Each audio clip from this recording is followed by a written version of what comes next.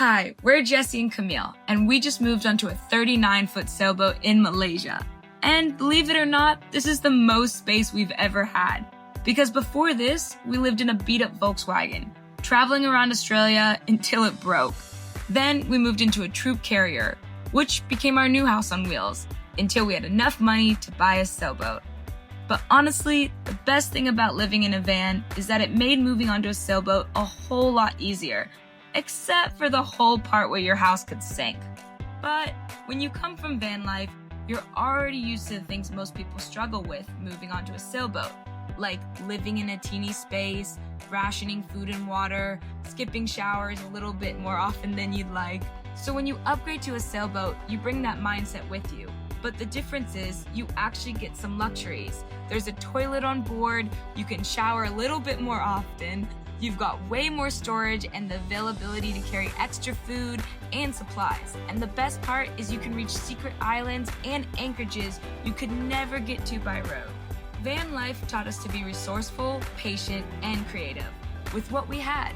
Boat life gives us those same challenges, fixing things ourselves, living off-grid, and finding power and water wherever we can. But now the backyard changes every day. Instead of parking lots, roadside camps, we just sleep ocean coves and jungle-covered islands near coral reefs.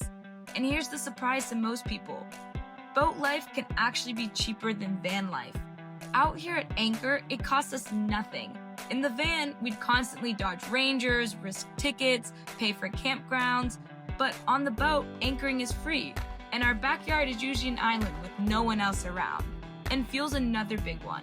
On the road, we would rack up some crazy bills on gas. But on the boat, we use the wind.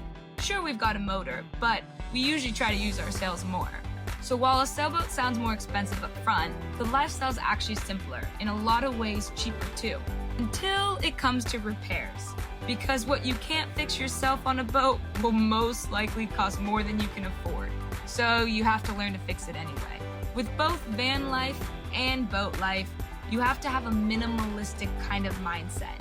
You know, you're forced to live with less, and you choose carefully with what you bring on board, which means everything you own is really important, just like our surfboards.